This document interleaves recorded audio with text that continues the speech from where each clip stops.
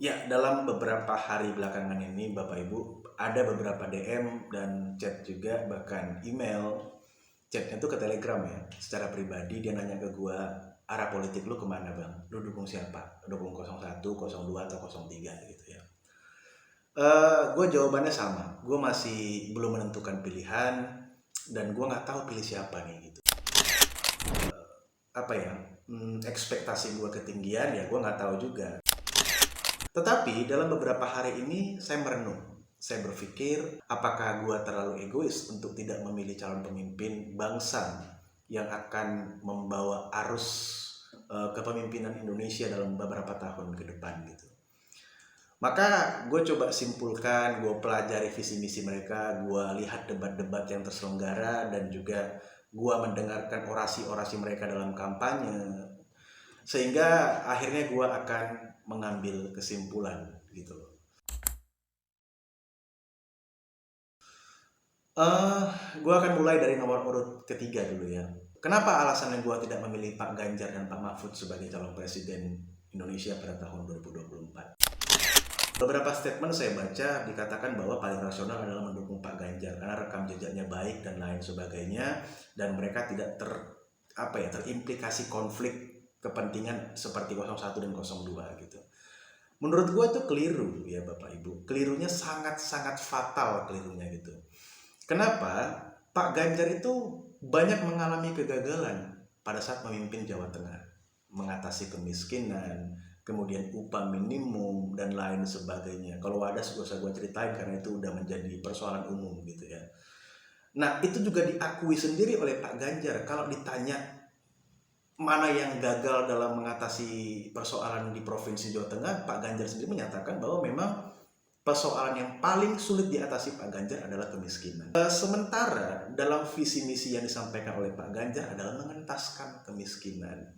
Bagaimana caranya Pak Ganjar bisa mengatasi kemiskinan di seluruh Indonesia, sementara di provinsi aja dia tidak mampu mengatasi hal itu.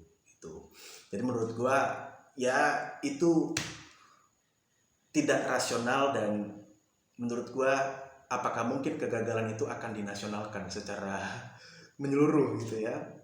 Dan yang kedua, gua tidak akan lagi mendukung orang yang menjadi petugas partai. Gua tidak mau menjadi orang yang melihat seorang presiden duduk di bangku kecil di hadapan ibu ketum sebagai orang yang sepertinya dipanggil oleh dosen atau guru BP yang disuruh menghadap karena persoalan-persoalan yang mungkin berkaitan dengan hal-hal politik. Gue tidak akan pernah mau lagi ada presiden yang statusnya sebagai petugas partai. Itu adalah sesuatu hal yang sudah saya haramkan dalam kehidupan gue gitu loh. Itu kata kasarnya gitu ya. Karena menurut gue menyakitkan mempunyai presiden yang disebut atau dilabeli sebagai petugas partai. Sebagai kader dan petugas partai untuk ditingkatkan penugasannya. Kemudian ada realita yang bertentangan dengan visi misi yang disampaikan oleh Pak Ganjar Mahfud mengenai pemberantasan korupsi, memiskinkan koruptor, dan lain sebagainya. Pak Ganjar dan Pak Mahfud menyatakan dalam visi misinya mereka berkomitmen akan memberantas korupsi. Dalam beberapa bulan yang lalu, Pak Mahfud itu pernah datang ke DPR. Tujuannya adalah untuk mengesahkan atau mendesak rancangan undang-undang perampasan aset bagi koruptor gitu ya. Bertemu dengan salah satu kader PDI Perjuangan yang bernama Pak Bambang Pacul. Pada saat itu Pak Mahfud mendesak melalui Pak Bambang Pacul untuk mengesahkan rancangan undang-undang perampasan aset bagi para koruptor gitu ya. Tahu nggak jawaban Pak Bambang Pacul itu apa? Republik di Senayan ini Pak gampang, lobinya jangan di sini. Mereka ini tuh tunduk sama bosnya masing-masing. Saya sendiri kok ditelepon sama ibu, Pacul berhenti, siap bu. Jadi ada sebuah pesan yang disampaikan oleh Bambang Pacul, kalau ingin mengesahkan rancangan undang-undang perampasan aset, itu lobinya jangan di Senayan, jangan di DPR, tapi kepada ibu, gitu loh, kepada bosnya masing-masing. Nah pertanyaan gua, visi misi dan komitmen yang disampaikan Pak Ganjar Mahfud untuk memberantas korupsi berbeda jauh dengan realita yang ada. Pada saat Pak Mahfud datang ke DPR, meminta untuk rancangan undang-undang perampasan aset itu disahkan, sementara Pak Bambang Pacul, kader PDIP, mengatakan lobinya jangan di sini tapi lobinya ke ibu, itu adalah sebuah hal yang berbanding terbalik dengan visi misi mereka. Dan saat ini Pak Mahfud itu menjadi calon wakil presiden dari partai tersebut yang meminta Pak Mahfud untuk melakukan lobby undang-undang perampasan aset kepada ketua umumnya sendiri gitu loh. Ini kan berbanding terbalik gitu ya. Dan saya rasa ini tidak rasional. Ini adalah sebuah logical fallacy menurut saya. Semu dalam berpikir, menghayal dalam bertindak. Artinya tidak ada sesuatu hal yang dilakukan secara nyata. Itu maksud saya. Bagaimana mungkin kita mempercayakan republik ini kepada mereka, sementara salah satu kadernya mengatakan bahwa republik di Senayan ini mudah untuk dilobi, tergantung siapa bos-bosnya, tergantung bagaimana melobi bos-bosnya gitu loh. Berarti dengan kata lain, mereka itu tidak punya kewenangan yang utuh atau kewenangan yang full dalam mengambil kebijakan di Senayan. Tergantung daripada keputusan yang disampaikan oleh pimpinan mereka. Itu yang gua rasa tidak rasional bagi saya untuk memilih Pak Ganjar dan Pak Mahfud. Untuk pasangan 01 dan 02, mengenai Pak Anies, ya memang dia orang pintar ya. Dia orang pintar, dia rektor termuda pada zaman itu. Dia memiliki komunikasi yang sangat baik, mampu berkomunikasi dengan baik, mampu berdiplomasi dengan baik, memiliki gagasan-gagasan yang luar biasa. Namun Pak Anies kesalahannya satu, dia tidak belajar dari kesalahan di masa lalu, yaitu menggunakan kelompok-kelompok Islam, menyamakan seorang figur Pak Anies Baswedan sama dengan imam akhir zaman, yaitu Imam Mahdi. Bagaimana dasarnya dan apa dalilnya menyamakan seorang Pak Anies Rashid Baswedan itu sama dengan imam akhir zaman? Itu udah nggak masuk akal. Tapi ada yang percaya loh kalau Pak Anies itu adalah seorang Imam Mahdi. Makanya gue bilang Pak Anies tidak belajar dari kesalahan masa lalu. Kalau ada yang mengatakan itu bukan salah Pak Anies, itu salah pendukungnya. Ya masalahnya Pak Anies ada di situ. Kenapa Pak Anies tidak bilang itu salah, itu nggak benar. Gue bukan Imam Mahdi. Gue ini seorang manusia biasa. Gue ini calon presiden dari Indonesia. Gue bukan Imam Mahdi. Dan statement itu tidak keluar dan tidak dikelirkan oleh tim sukses Pak Anies gitu loh. Nah ini jadi salah satu landasan gue untuk kenapa ya kok nggak berubah dari persoalan masa lalu? Kenapa nggak bisa move on dari kesalahan-kesalahan masa lalu gitu ya? Gue ini lahir dari keluarga yang beragam, beragama Islam, beragama Kristen, beragama Buddha. Jadi melihat politik identitas yang selalu mengaitkannya semua dengan keagamaan, bahkan ada fatwa yang dikeluarkan harus mendukung Pak Anies, kalau nggak mendukung Pak Anies itu adalah haram. Di situ gue stop untuk mendukung Pak Anies. Gue nggak akan mendukung Pak Anies karena menurut gue ini konyol dan tidak rasional. Kalau ada yang bilang ya memang agama tidak rasional, jangan bodoh gitu loh. Agama itu rasional. Kalau agama itu nggak rasional, ngapain lu beragama gitu loh. Mengeluarkan sebuah fatwa kalau tidak mendukung Pak Anies itu haram hukumnya, itu dosa. Kemudian ancaman lewat jalur langit mengatakan kalau tidak mendukung Pak Anies itu Islamnya diragukan. Kemudian ada juga statement yang mengatakan kalau tidak mendukung Pak Anies itu masuk neraka. Itu sesuatu hal yang menurut saya adalah blunder yang fatal dan tidak perlu dilakukan gitu loh. Nah, bangsa ini walaupun memang adalah negara muslim terbesar di dunia, tetapi kita harus ingat bahwa ada latar belakang budaya, sosial, agama, ras tertentu yang mungkin tersinggung dengan hal itu gitu loh, dan merasa bahwa ini bukan jawaban yang tepat dan ini bukan seorang pemimpin yang tepat karena hanya berfokus kepada satu kelompok. Kalau ada yang mengatakan Pak Anies itu terbukti loh di Jakarta itu tidak melakukan diskriminasi terhadap agama lain, bahkan memberikan izin pada gereja yang sudah berpuluh-puluh tahun tidak mendapatkan izin. Ya memang kalau seandainya Pak Anies melakukan hal diskriminasi terhadap suku dan agama lain di Jakarta, tentu dia tidak akan pernah terpilih, bahkan potensi terpilihnya untuk menjadi presiden itu tidak akan pernah terjadi, Bapak Ibu. Karena mereka berkaca dengan sesuatu hal yang sudah terjadi di Jakarta.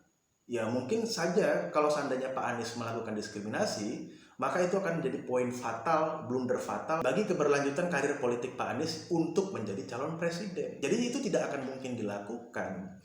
Kemudian kegagalan-kegagalan yang terjadi di Jakarta mengenai DP 0%, kemudian OKOC, ya itu gimana ya? Terlalu banyak visi, terlalu banyak berbicara, terlalu banyak gagasan. Pertanyaannya, gagasan mana yang mau dilakukan? Apa yang mau dimulai? Semuanya dijanjikan. Pertanyaannya, tidak mungkin seorang pemimpin bisa menyelesaikan semua persoalan bangsa ini hanya dalam 5 tahun. Semua visi, misi, dan gagasan yang disampaikan atau janji-janji kampanye yang disampaikan, percayalah Bapak Ibu, itu tidak akan mungkin dan tidak rasional diselesaikan hanya dalam waktu 5 tahun karena terlalu banyak janjinya. Apa yang mau diselesaikan gitu loh. Dan terakhir, saya tidak ada urusan dengan masalah tagline perubahan. Saya rasa memang dalam beberapa case, dalam beberapa kebijakan-kebijakan politik, baik itu secara nasional ataupun internasional, memang perlu ada perubahan. Tapi kenapa perubahan yang disampaikan Pak Anies itu tidak akan melanjutkan program hilirisasi industri, yaitu bagian dari kemandirian industri. Kemudian Pak Anies juga menolak IKN gitu. Kalau memang mau perubahan, ya oke, dalam beberapa case, beberapa konteks, dalam beberapa kebijakan, ya gua rasa memang perlu banget dilakukan perubahan gitu ya. Tetapi kalau sampai tidak akan melanjutkan program hilirisasi, menyerang IKN, kemudian ya menyerang personal daripada pasangan 02 gitu, itu nggak relevan, itu nggak fair gitu menurut gua Bapak Ibu. Jadi saya tidak akan mendukung Pak Anies karena hal-hal yang berkaitan dengan hal itu. Kenapa alasan gue semakin kuat untuk tidak mendukung Pak Anies, ya karena wakilnya Pak Muhaimin. Pak Muhaimin itu problematik banget. Tidak ideal menurut gue sebagai calon wakil presiden gitu. Karena berkali-kali juga memang beliau itu safari politik supaya diterima sebagai calon wakil presiden gitu. Dulunya kan di Prabowo pada awalnya gitu loh. Mengatakan bahwa sangat yakin kalau dia bakal dipinang oleh Prabowo. Tetapi karena Prabowo tidak meminang Pak Muhaimin, dan pada saat itu secara elektoral, suara, dan juga hitung-hitungan politis, maka yang diambil adalah Pak Muhaimin oleh Pak Surya Paloh untuk berdampingan dengan Pak Anies. Tetapi sebenarnya ya saya yakin Pak Anies juga tidak pernah terfikir untuk memilih Pak Muhaimin sebenarnya gitu. Nah, untuk Pak Prabowo, sebelum MK memutuskan batas ambang usia yang cacat prosedural, cacat etika, dan tiba-tiba Gibran yang maju menjadi wakil presiden Pak Prabowo. Kalau seandainya yang maju menjadi wakil presiden Pak Prabowo itu Erick Thohir atau Yusril Iza Mahendra, gue nggak akan berpikir dua kali, gue akan pilih Pak Prabowo. Tapi karena sekarang ini yang dipilih itu adalah orang yang bermasalah hukum, cacat hukum, seperti persoalan MK, maka saya memutuskan untuk tidak akan memilih Pak Prabowo. Karena saya tidak mau menjadi bagian dari orang-orang yang memuluskan langkah-langkah mereka dengan cara-cara yang tidak fair, mengubah konstitusi secara mendesak, walaupun memang itu sah maju menjadi calon presiden dan ini adalah untuk jangka ke depan, anak muda bisa menjadi calon wakil presiden, tetapi prosesnya itu penuh dengan muatan politis dan prosesnya itu bermasalah. Tentu kalau memang itu tidak bermasalah, kenapa ada sidang MK dan juga ya semua orang udah tahu lah itu persoalan politik gitu. Kesimpulannya, saya sudah pasti tidak akan memilih Ganjar. Namun sayangnya Pak Anies tidak belajar dari kesalahan masa lalu dan tetap sama polanya ya seperti itu juga. Dan Pak Prabowo di ending daripada pendaftaran di KPU, beliau melakukan kesalahan fatal, tiba-tiba mengubah